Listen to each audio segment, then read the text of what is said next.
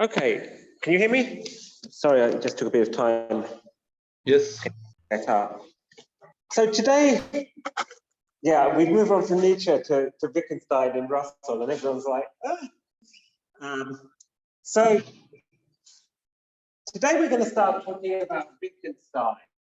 And this class is sort of post-Kantian philosophy, and I normally take that to be sort of 19th century philosophy.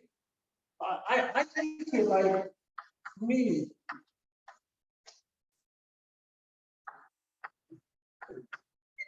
Or 1940. So I think the 19th century goes from like 1789 to the First World War. I think that's a sort of very often historians talk about the long 19th century. So 1900 seems a really arbitrary and not very important point. I think really 1914 or 1918 really seems a much better. And then once again, 1800, not very important. Like French Revolution, yeah. So like 19th century to me goes from like 1789 to sometime in the First World War. And so I take Russell and Wittgenstein as sort of, in some sense, the continuation of the 19th century. I think one reason in philosophy why that's important is that up until the Second World War, you didn't really have a split between the continental and the Anglophone sphere. Yeah, so if you look at all of the journals at the end of the 19th century, there was real interaction between German intellectuals and Anglophone intellectuals. Yeah, there wasn't this sort of split. With the rise of sort of the war between Germany and England, the First World War, there was this kind of radical split between what was going on in Germany and what was going on in England. And I think it led to a sort of nationalism. I think that the 19th century intellectually was far more cosmopolitan. Yeah, so, you had Wittgenstein, was from Vienna. He kind of hung out with Frege in Germany, or kind of was influenced by, then he kind of came over to Cambridge and worked with Russell. And it was much more, there was much more of this sort of interaction. So today, I'm going to talk about Russell. And I think with Russell, I'm looking at Russell as sort of background for reading Wittgenstein, for reading Wittgenstein's Tractatus. And I know that some of you have taken, did anyone take Chris's class on Wittgenstein last semester?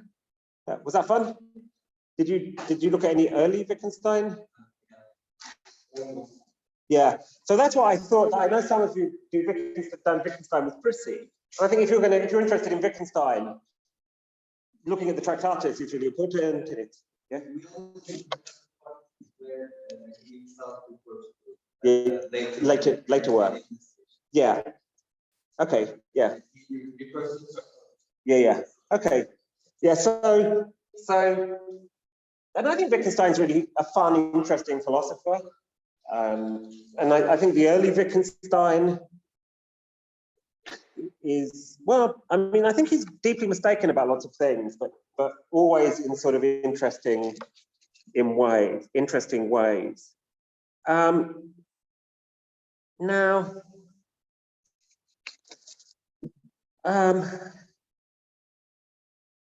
one of the things I'm going to talk about next week is about the preface to the Tractatus. And one of the things he says, so I think one of the important things is the whole sense of this book might be summed up in the following words. What can be said at all can be said clearly, and what we cannot talk about, we must pass over in silence. Yeah, so we've got this idea of the Tractatus. And then it turns out that given his own theory of meaning, the theory of the Tractatus can't be said clearly. We can't understand it. Now, there's no reading of Wittgenstein of the Tractatus. I have a sort of reading that I think is the more traditional reading of the Tractatus, the sort of reading that's defended by people like Becker. Yes. And this reading is that Wittgenstein's got got a distinction between what you can say and what you can show. Yeah, and there are certain things that you can't say, but you can sort of show. And so the Tractatus is nonsense in one sense, because that what he's trying to show us he can't say. But if you read the Tractatus, you come to, you're shown something. Yeah, and in particular, I think that what you're shown, or what kind of, that really, this idea of logical form, the idea of form, is something that given his theory of meaning, we can't say it. Yeah? But in some sense, we can show the form of a proposition, even though it's something that can't be said. Yeah. Opposed to this sort of what's known as the resolute reading, and this is a more recent, where I think the defenders of the resolute reading have this idea that the earlier Wittgenstein is fully brought on to a bunch of stuff in the later Wittgenstein in a certain sense, and thinks that really everything's nonsense. Yeah. and really we should take seriously that nothing makes sense. There was the Italian economist in Cambridge. Anyone know his name? Safra? Yeah, Safra, that was it. Yeah, Wittgenstein was famous. He used to be very good at whistling. So his family was very musical, and he would whistle kind of semi-professionally. He would whistle whole symphonies. And Safra said, well, if it can't be said, it can't be whistled either. Yeah, and Hacker's got a paper, I think, which is called "Was Wittgenstein Trying to Whistle It?" Yeah, and Hacker's answer is yes. Hacker's answer is that Wittgenstein is trying to whistle it. He's trying to communicate something that can't be said by whistling it. And this is sort of my reading of what's going on in the Tractatus. Yeah, this is more like, I think more mystical reading. The Wittgenstein, I think, was quite religious. He wrote the Tractatus during the First World War in the trenches. So the Tractatus was written in the middle of a war, where he was kind of facing death every day, and I think when he says there are things that we can't say that we can show, I think first of all we've got logic. So Wittgenstein, the Tractatus is about the foundations of logic, and one of the things that can't be shown is the idea of logical form. The logical form of a proposition is something that can be shown but not said, can be described in language. But I think he also thinks that kind of the most important things in life, like values, etc., can't be said. Yeah, so the language of saying what we can say can be said clearly. This is like science. But then there's a whole bunch of stuff that we can show, and we can do this. The Tractatus is trying to do this. I guess this is something that you might think the poetry and art. Yeah, that when it comes to religious poetry and art, or romantic, yeah, that this poetry and art can show us something, but not by saying it. Yeah, so we've got this quite radical distinction between saying and showing, between science and poetry and religion. What we can say can be said clearly, and then there's a whole bunch of stuff that can't be said. Now,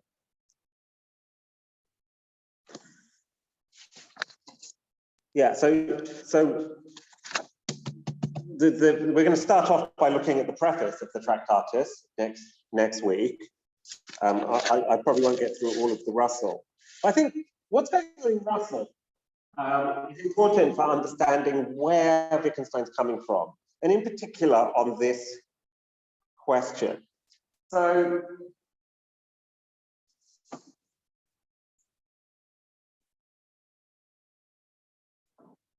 So Russell, the thing I gave you is a chapter from The Problems of Philosophy on knowledge by acquaintance and knowledge by description. It's a very classical text and a classical, really kind of big distinction.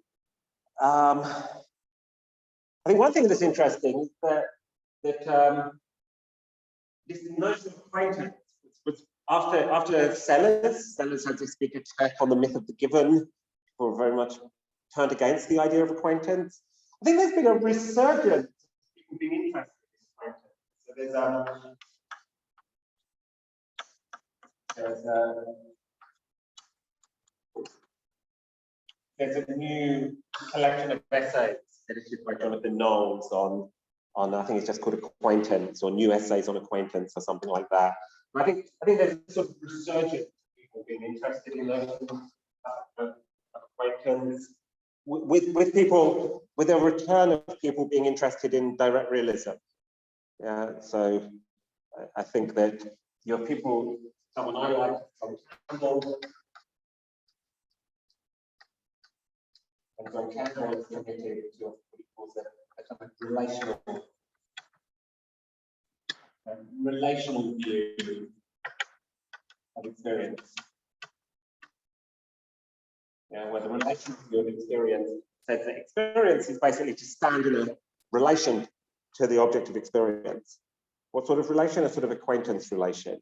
So I think there's been a resurgence of people buying into notions of acquaintance, the centrality of acquaintance. One of the things about acquaintance that we're going to find in Russell is that he's got a very strong notion of acquaintance. Yeah? But before talking about the details of his account of what's involved, and his view of acquaintance, it's his understanding of this very strong notion of acquaintance that pushes him towards a sensate theory. We'll talk a bit about that, and yeah. So the central claim for my interests in this paper is on page 32. Yes, on page 32.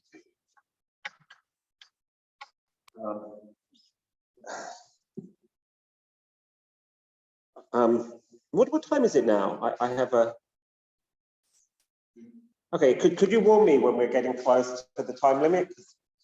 My only timing device is my phone, and so on page 32, he says every proposition which we can understand must be composed wholly of constituents with which we are acquainted. Yeah, so you've got some sentence, you've got a bit of language, and the language, language has a meaning. So a proposition is something like the meaning of a sentence. Yeah, and to grasp the meaning of a sentence, what's involved in grasping the meaning of a sentence? Well, a sentence has parts, and we have to, in some sense, grasp the meaning of the parts in order to grasp the meaning of a whole. And to grasp the meaning of a part of a proposition is to be acquainted with that part. Yeah. So this notion of acquaintance for Russell is going to involve. It's going to play a central role in his theory of meaning and understanding. So to understand a sentence is to grasp a proposition, and a proposition is a sort of complex that has parts. And to understand the meaning of the sentence then is to understand or grasp or be acquainted with the constituents. Now, this is from this Problems of Philosophy was published in 1912. Some ideas in 1905 he published on denoting. So I'll say a little bit about on denoting. This is the paper in which he talks about the King of France's Bald, the current King of France's Bald. He gives an analysis of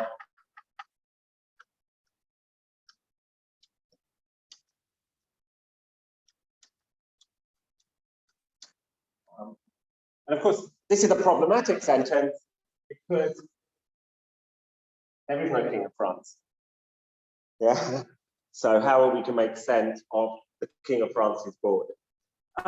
In about 1910, he published Whitehead, Volume 1 of Principia Mathematica.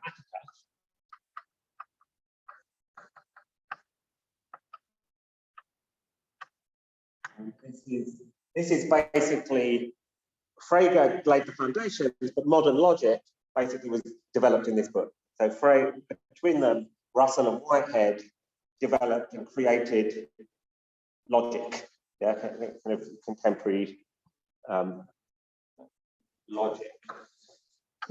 On page, I think page 300, they prove 1 + 1 = 2. They say not an insignificant result. They just build up the whole of modern logic. I mean, 1911, that Wittgenstein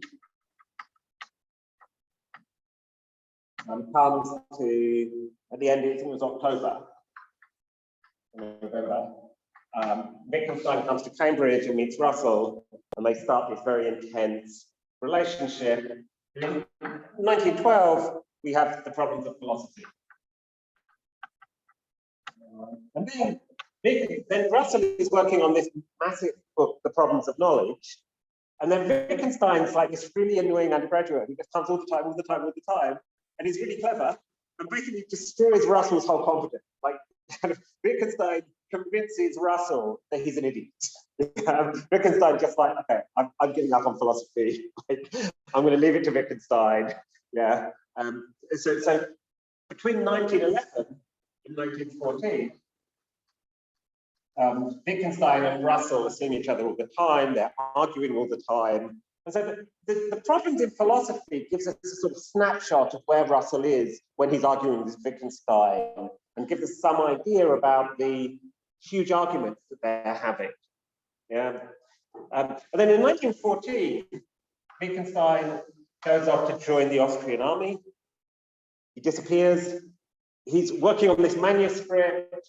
He ends up being captured and is in a prisoner of war camp. And he sends the kind of single copy of the Tractatus to Russell from the prisoner of war camp, and that it ends up sort of getting published.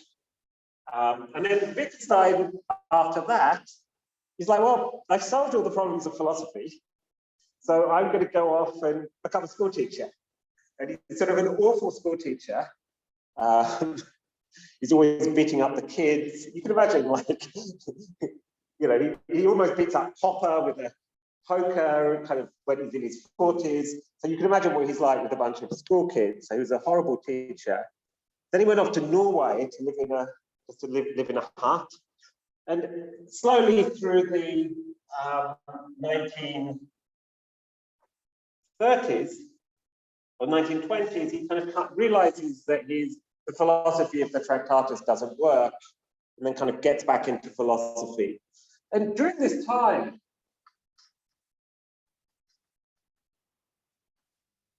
the Tractatus, so 1919, during this time, his work's sort of taken up by a bunch of radicals in Vienna. Yeah, so you have the sort of Vienna Circle, which became sort of logical positivism. You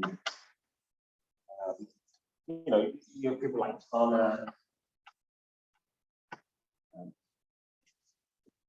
a whole load of people, yeah. And if you're interested, there's a very nice, has anyone read the book by Michael Friedman, The Parting of the Ways? What heard about this book? So,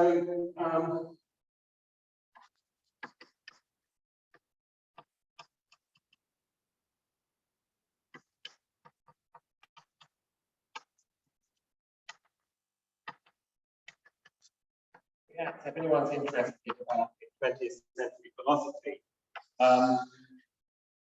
this is a book about the Davos Conference. So it's about the relationship between Carnap, Heidegger, and Cassirer. Yeah, so it's Carnap and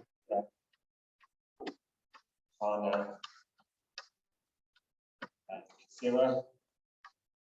Yeah, we were all kind of interacting at this conference in 1929. And of course, Heidegger, sort of Nazi, represents the kind of hard right. The Vienna Circle, the logical positivists, were normally leftists or communists, kind of so.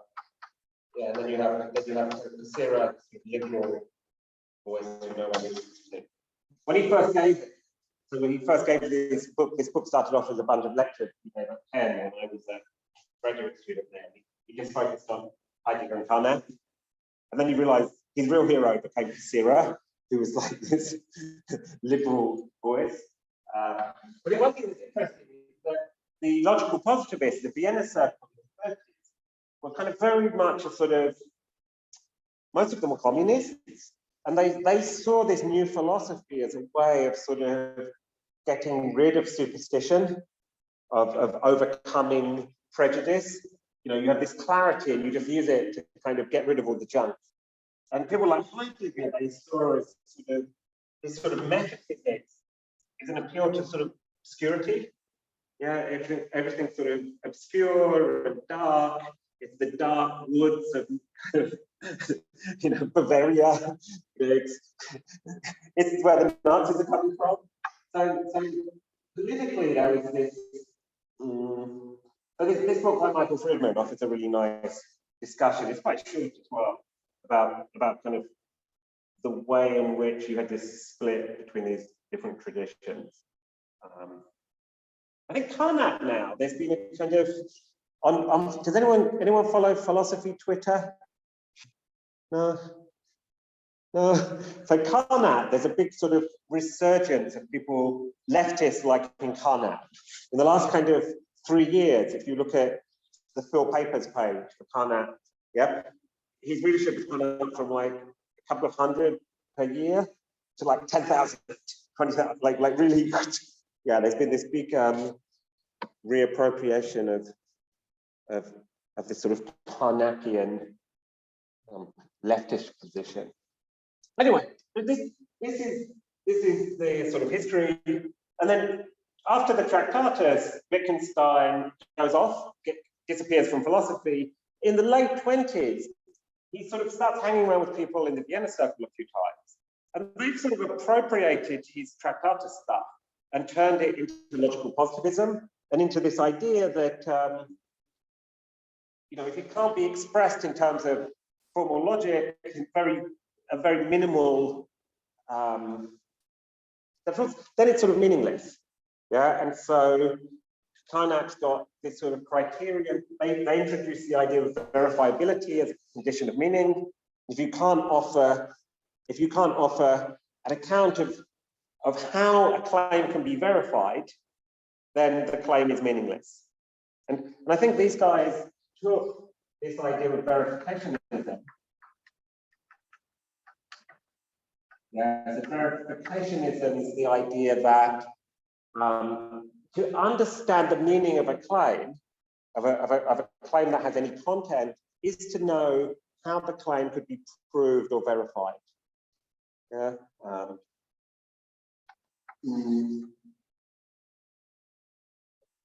You have a sort of negative version of this in the same sort of terms, which is falsificationism.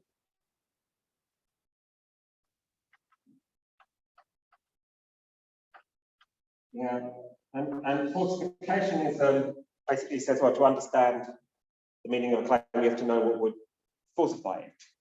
Yeah, that any scientific claim is any kind of descriptive claim is a sort of empirical claim. So any claim with empirical content, even non-empirical, applies to mathematics as well. Yeah, you should be able to give an account of what it would be to falsify it. And these guys thought they were getting this from the Tractatus. Not obvious that that's right, but this is the sort of history. So Wittgenstein then came back to Cambridge, and then in the 1920s sort of moved away from the Tractatus and developed the sort of his later philosophy. If anyone's interested in this stuff, I think if you're interested in the relationship between the early Wittgenstein and the later Wittgenstein, then I think a good way is to start this fabulous book called Inside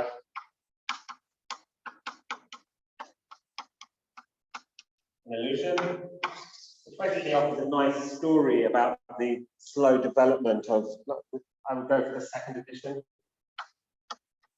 The first edition, the second, it was very much, it's a bit too much, I think he was a bit too defensive to these sort of non-Wittgensteinian positions.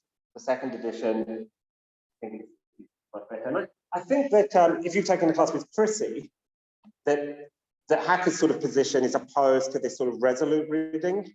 And I think Chris is on board with that. Yeah, so I think as far as I know about Chris's position, I think we sort of agree roughly on these sorts of issues.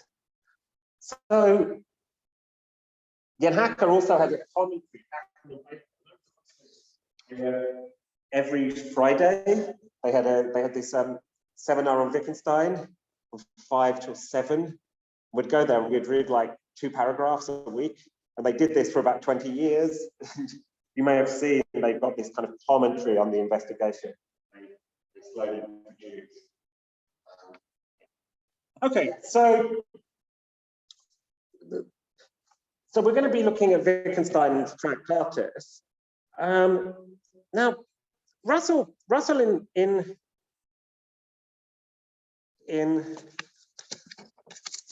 this chapter, where he makes this distinction by knowledge by acquaintance and knowledge by description, has this claim that every proposition that we can understand must be composed wholly of constituents with which we are acquainted. Yeah, so now I want to go back to the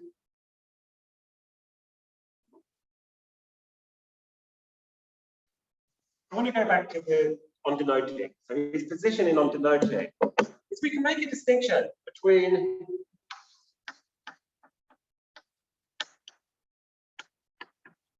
Lucas's vault and the present in of France.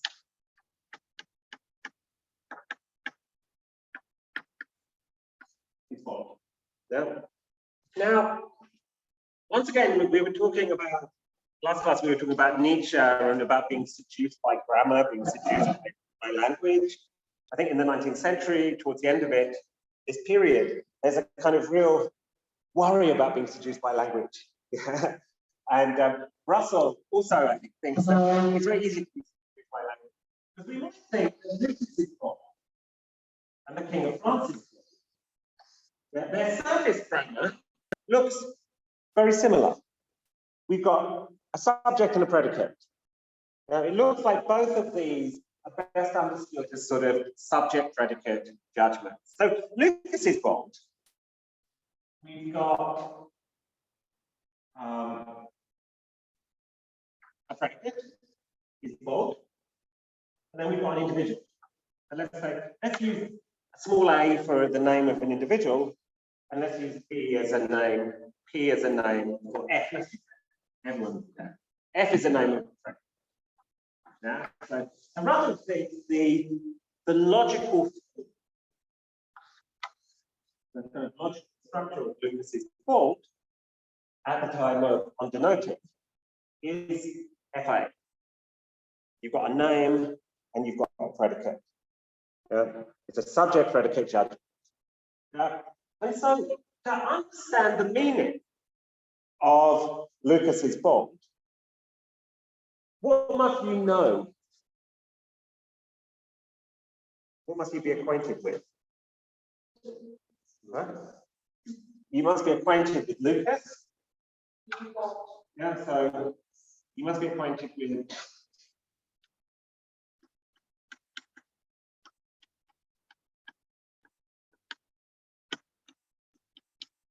Lucas and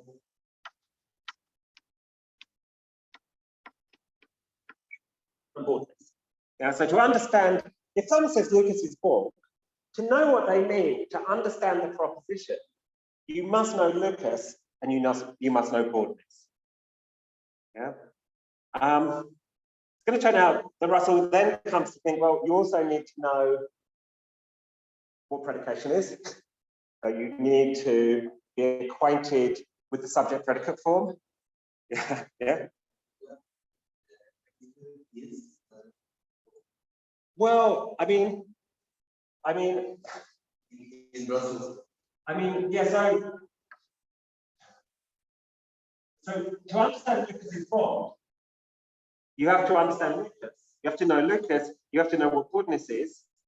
And then Russell thinks you have to sort of be acquainted with is.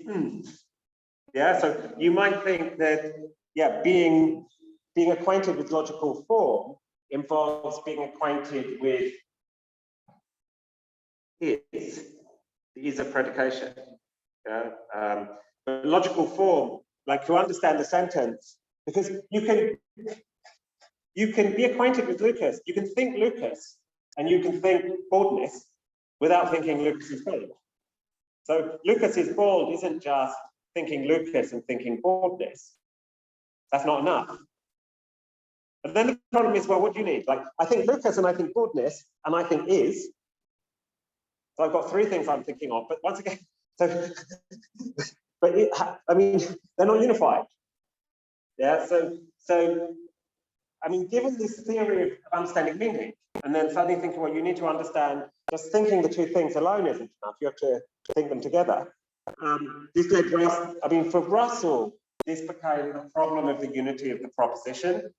Now, I take it that this problem of the unity of the proposition is one of the things that Wittgenstein's interested in trying to solve in the Tractatus. Yeah, so to understand Lucas's fault, you have to know, to understand what this means, to understand the meaning of the sentence. It's not true, really, but you understand the sentence, you understand the meaning. The reason you understand the meaning is that you know what Lucas is and you know what baldness is. That's the idea. You're acquainted with Lucas, you're acquainted with baldness. You're acquainted with, so what can we get? What can we be acquainted with? What we're acquainted with figures, such as at the time of on denoting, like Lucas, and we are acquainted with universals. Baldness, yeah? We're acquainted with something that entails a description. Well, at the time of on denoting, he seems to think that we're acquainted with human beings. By the time he writes The Problems of Philosophy, he thinks that the only person who's perhaps acquainted with Lucas is Lucas. So I'm acquainted with myself, but all you're acquainted with is the sense data caused by Lucas. And so it turns out that our ordinary proper names in everyday language aren't really names at all, they're descriptions. Yeah, so in this Problems of Philosophy, he talks about Bismarck. And he says, well, Bismarck is acquainted with Bismarck, perhaps, not obvious, because I'm acquainted with my sensations. But am I acquainted with myself? And Russell's not, it's not obvious Russell thinks that we're acquainted with ourselves. But I think he thinks that we probably are. I think that acquaintance with oneself is not possible. There was no passage In this text?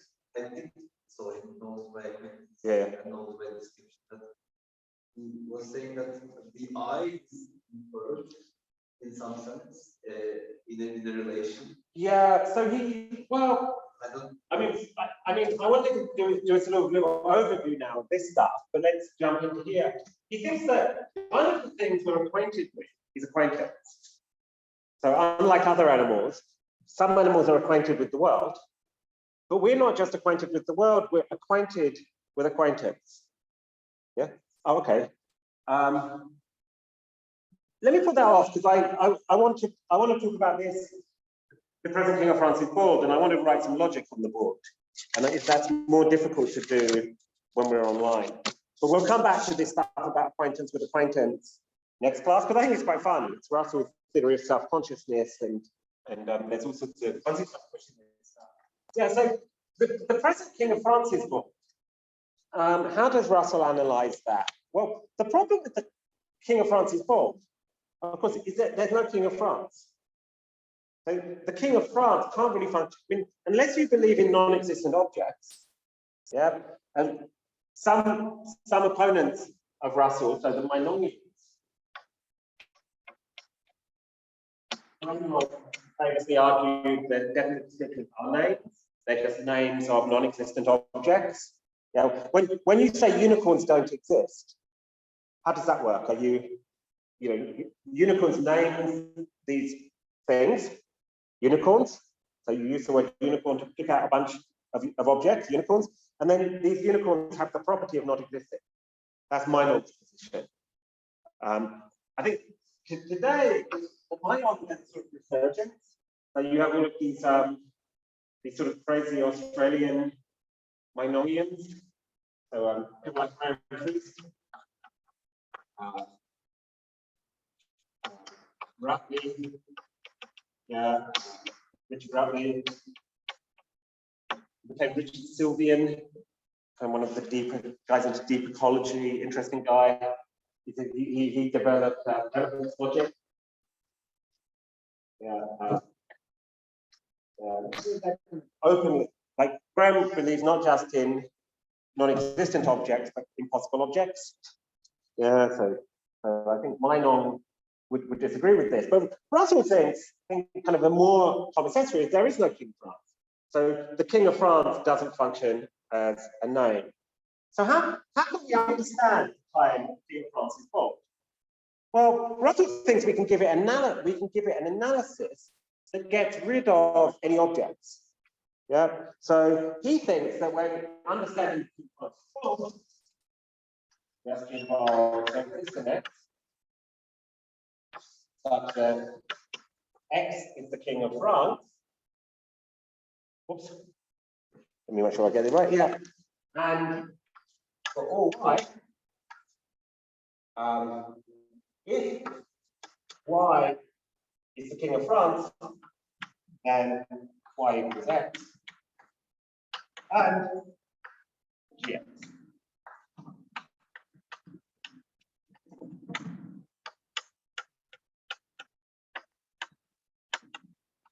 So what you've got here is you've basically got rid of all the names. And to understand this, all you need to understand are the sort of predicates. Yeah, all you need to do to understand this claim is to understand the predicates. Now, to understand the predicate, it's going to turn out that there are going to be some particulars you need to know. So at some point you need to know what France is. Yeah. And ultimately, Russell thinks that our understanding of these sort of claims, the present King of France is bald, by the time he got to the problems of philosophy, he thinks that the only sort of particulars we're acquainted with are sense data. So in some sense, and this is sort of radical Humean position, yeah, that well, you've got universals as well, yeah, but to understand an empirical statement involves tracing it back, at least in some way, to certain possible experiences understood in terms of subjective experience. Yeah? So this is the Russell at the time of On Denoting, where he's offered this account of this analysis of various statements. By the time of this knowledge by acquaintance and knowledge by description, he's sort of brought into this sort of sense data theory, that the only particulars with which we're acquainted, well, the only ones that we're obviously acquainted with are going to be sense data and, well, why don't we have a look at what he says here? So the question for next class is going to be what does Russell think we're acquainted with? And we'll go through and we'll look at some of the things. Then once we've done that, I want to say a little bit about the claim that understanding a judgment involves being acquainted with its logical form. And one of the things that I think this idea of this distinction between saying and showing is the idea that logical form is something that can be displayed, is shown, but can't be described ultimately. Okay, so that's a little introduction to Russell. So next class, next week, we'll finish off talking about Russell, and then I'll talk a bit about the preface to the Tractatus. So the preface is quite fun, and then we'll just jump into the beginning of the Tractatus. And the Tractatus is in these numbered sections. So there are seven main numbers, and then it's sort of organized in a sort of tree structure. Now, in the middle of it, in the fours, there's a whole bunch of philosophy of logic. You know, it's sort of interesting, but you don't need to kind of worry too much about that. I think the basic idea is in the ones and twos, and then he has this stuff at the end, the sort of more mystical stuff at the end. I will try and say something about the logic. Kind of one of the things he does is, one of the reasons it's an important book is that he basically introduces the idea of truth tables, so that we can in some sense define the meaning of logical operators in terms of truth tables. Yeah. So one thing is that if you've got this Russellian account of meaning, understanding meaning. Yeah. What about words like not? Yeah. So if you to understand the sentence, you have to be acquainted with its elements. So you're told, oh, it's not the case that blah blah blah. So do you have to be acquainted with not? Yeah. Do you understand? Do you have to be acquainted? Are there sort of negative facts you need to be acquainted with when you get negations? If you have a sentence that has or in it, how would you make sense of statements that have or in it, or and not, or what's Russell going to say about these? Do we need to be acquainted with and? Do we need to be acquainted with or? What would it mean to be acquainted with or? Like, I don't know. Yeah, like, is it just this I don't know. And so I think Wittgenstein's going to offer us an account of what it, yeah, let's start reading. And I think thinking a bit about Russell, some of this stuff might help you get into the sort of yeah. I think the dynamic going on here is with Russell's interaction, Wittgenstein's interaction with Russell. Okay. So you said it was 5 minutes, so I guess. What? Oh, okay. Oh, we got 2 more minutes. So any questions? When you said 5, I got like, yeah. Oh, okay. Okay, so any questions so far about Russell, Wittgenstein? Has anyone read the Tractatus before? So, I mean, for a lot of it, the words are all quite easy. And it's then like, what, why? Yeah, it's kind of, but I think that especially up until the threes, I think it's not that difficult. Yeah.